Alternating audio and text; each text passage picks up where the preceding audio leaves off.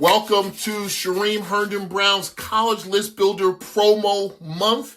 I'm all about June 2025 right now and College List Builder because if you listened to last week, I was very clear with parents. Please get your child's transcript. That's important to me, should be important to you because this is the foundation for what your kid's potential college list can be. And if you've been paying attention to anything I've said over the past several years, I, professionally speaking, believe that colleges should be considered. The college search process is all about cost, location, major, and career. It's very important that you think about looking for colleges and building a college list or allowing us to help you based on those four key pillars of cost, location, major, career. Today we're going to talk about cost. I want to be very clear exactly what I'm referring to. I think oftentimes we think about college and people say, where's the money? How do you get scholarships?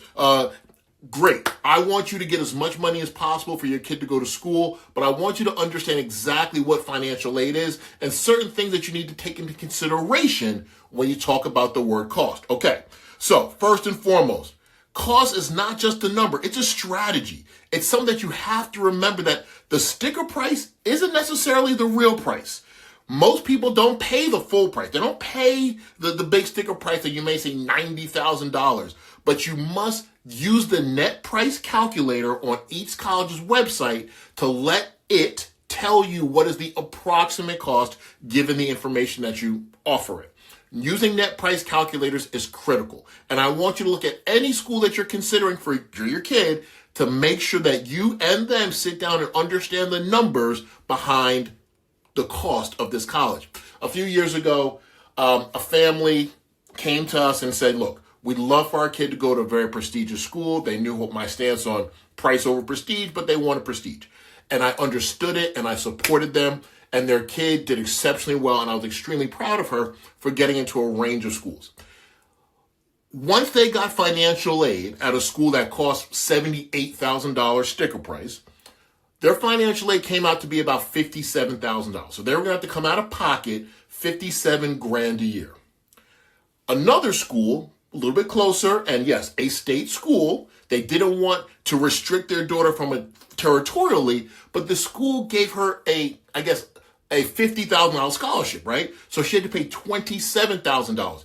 $57,000 prestige, $27,000 price, same major.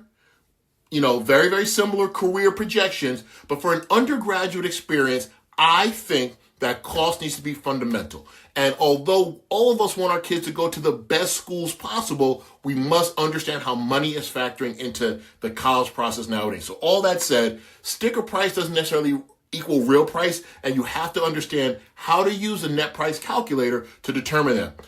Number two, not all aid is alike, right? There's merit aid based upon what a student can do in the classroom, on the court, and the arts. That is a merit aid process, could be based on community service. A lot of different things go into a school wanting to engage with the family or wanting to accept a student and then offer them money like dangling a carrot in front of them to come.